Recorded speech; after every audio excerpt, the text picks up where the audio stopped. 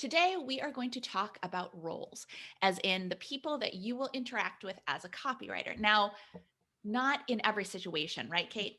Yeah, absolutely. So we're talking more about when you're working with, whether it's an agency, whether it's a team at a business, not so much when you're working one-on-one with a solopreneur or a small business owner. So this is more of, I would say small, mid to large size organization, depending on your definition of small. Absolutely. And so what we wanted to do today was to make sure you know who the heck these people are. When they say, okay, great, you're going to sit down with the project manager. You don't go, super, so excited to do that. And then in your head go, who's a project manager? What's a project manager? What does that What do? do I ask them? Do I ask them? Do I just sit and listen quietly? Mm-hmm. Am I going to get reprimanded? So actually, let's start with the project manager. What is a project manager, Kate? So these folks, and I think why I'm so drawn to them is because their brains work generally very different than mine. They're a little more organized. They're on top of things. They're the folks that are keeping your project on track. So they are in charge of the full project. So if you're coming in as the copywriter, let's use creating a website as an example. There's a lot from the start of that, whether it's an internal website, whether they're interfacing with the client and figuring out, okay, if we need to launch this website by X date, how does everything fit in? And how do we make sure we have enough time to review things for revisions, quality control, and to check things? And so their minds are really good at taking that big, giant project and breaking it down into all the tiny steps and all of the dates that need to get hit to make sure that they hit that end date. Mm-hmm. Exactly. Mm-hmm. Okay, so product manager sounds a lot like project manager. Very, very different. What does a product manager do, Kate? Product manager, they're in charge of doing kind of figuring out the strategy for whatever product it is you're selling. So if, let's use a website again as an example. If they feel like this website maybe they want to test different buttons on the website to see if that improves the click-through rates say it's a purchase page, see if it improves the purchase just by changing the button, maybe the color, maybe the style. They're always looking for ways to improve whatever it is that they are in charge of, whatever product it is. So it might be a full brand. It might be, what else could it be? It could be a literal product, if it's a toy company, they might be in charge of like the Sally Sleeps a Lot brand. This is why nobody ever was like, you should design toys. But they're in charge of Sally Sleeps a Lot, and they're in charge of like, okay, well, we're going to roll out a Sally Sleeps a Lot duvet set. And so we have to kick off the project, and they're in charge of giving you all of the input. And okay, well, we're going to need a landing page for the Sally Sleeps a Lot. We're going to need new packaging for Sally Sleeps a Lot. But so the product manager manages the product. And again, it could be a literal physical product. It could be a website, or it could be a portion of a website. Now, marketing manager. And when we say manager, know that it could also be like director, and same thing with product. But marketing manager, kind of like the other side to that coin, right? Yeah, absolutely. They're going to be, looking at things like branding first and foremost, especially when it comes to you and your design partner coming up with something and making sure whatever you come up with is in line with the brand guidelines and matches kind of what they want to show to the world. Yeah. And they're thinking in terms of branding and promotion. So it's also completely conceivable that a marketing manager could kick off a project if, for example, there is a new website and the product manager manages that website. So they might be included in the kickoff, but the marketing manager says, okay, we've got a new website, so we need to put together some promotional elements. We need to email our current list of subscribers to tell them about this new website. We need to create some promotional elements. We need to create some banner ads. We need to all kinds of things. So when it comes to promotional projects, the marketing manager is going to be in charge of those kinds of projects. And the marketing manager and the product manager kind of have to work hand in hand. and then next, but a UX designer. What does UX stand for, Kate? Oh, yes, user experience. If one exists for the project, and oftentimes they might not, but if they do, so to use the website example again, they might wireframe out how this web page or entire website, if they're doing a website, is going to look. So they might create. And Kate, what's a wireframe? Oh, yes. Sorry. Thank you. Wireframe. Oh, it's like an outline, I guess, for the site. So it's a very, if you stripped all of the words and the images, it looks kind of like boxes on a page, or just frames. If you think of it as kind of like a gallery wall, right? But there's nothing in the frames yet. It's this section here is where we'll put a sign up. This section here is where we'll put a header. This section here is where we'll put a call out to whatever else, or this section is going to have a button and a link.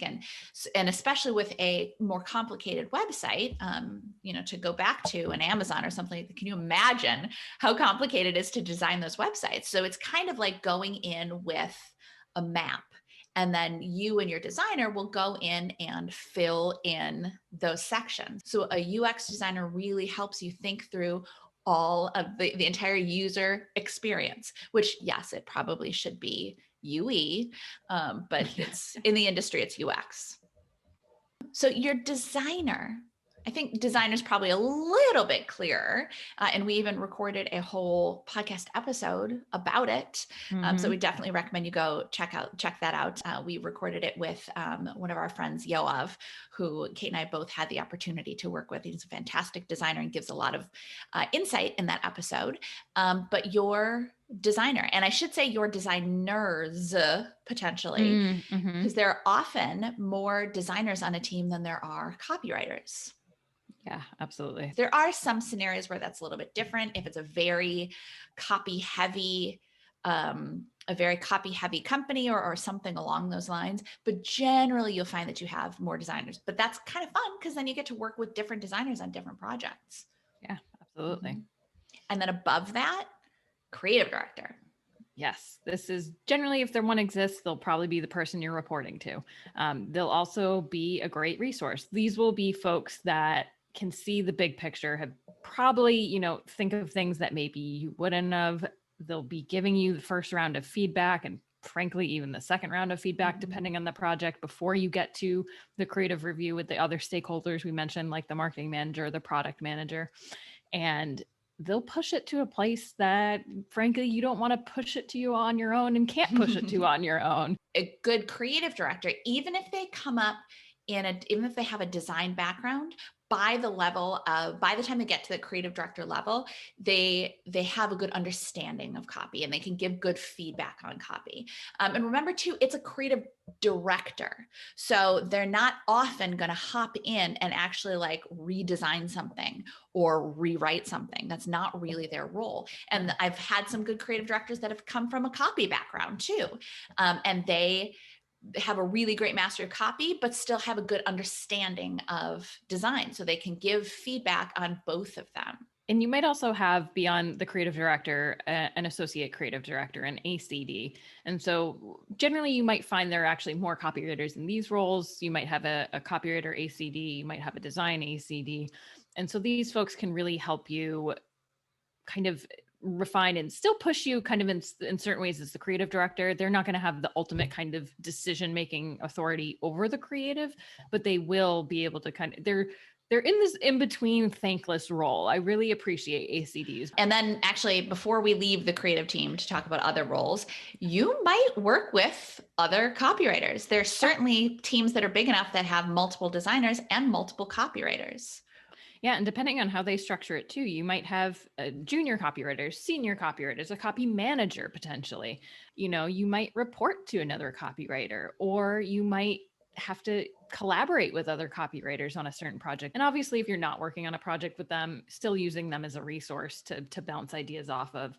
And, in any organization, I think when you're kind of all, hey, I'm a copywriter and you're a copywriter, there's that chance for like competition and feeling like, oh, but I want to be better than you. But the more that you can see each other as colleagues and as collaborators and all working toward the same thing, the better both of your projects are going to come out, both of your careers are going to progress. And then also too, on some tech teams, you might even get an opportunity to work with some of the developers, right? Yeah, absolutely. You might say, "Oh, I have this idea for again, website where, does this functionality work? Like if we had someone click this, can this happen? And this changes color and this, not that wild, but knowing what the possibilities are and being able to ask that person, hey, is this doable? Could we do this? How cool would this be if this was the user experience? And so knowing what the capabilities are will allow you to then A, come up with a better final product, but B, make sure the copy then matches what the experience is. Exactly. Yeah. It's the more people looking at a product/project from different angles, the better it can be. And the more collaborative. I mean, you and I have been very fortunate to work in companies that very much encouraged collaboration, that was regular. It was common that we would go and collaborate with developers or be like, hey, so what do we think about this? Could that be a thing? And which you don't necessarily see in every organization, but it's so beneficial. And I would say too, in general, don't be afraid to ask or to get to know people, or, because it can only benefit you. It can only benefit the projects if you have a good relationship with all of these different people who will touch this project at some point. Yeah. And the one other one, which I mentioned earlier, the account manager, which I realized we kind of skipped over at the beginning, but these are folks that, say, only in an agency, any organization where you're working with external clients. So the account person is going to be in charge of really interfacing with that client. And sometimes you'll be all in meetings together and you will hopefully get a chance to talk with the client and the account person will be there. But the account person often works even more closely with the client and will translate, hey, the client mentioned this, here's what I think that means for this project. And, sometimes clients don't like telling the creative team something directly. They don't want to be the bearer of bad feedback. And so that account person might have to be the one that kind of plays that middleman role. Mm-hmm. And now, hopefully, after this episode, you feel much more prepared to collaborate with these people, and you know what you're getting into, and you know who you're meeting with and exactly what they do. Thanks for watching. Make sure you don't miss any tips, tools, or tactics for copywriters by clicking subscribe right now. And of course, you can always find us over at filthyricwriter.com. We'll see you next time.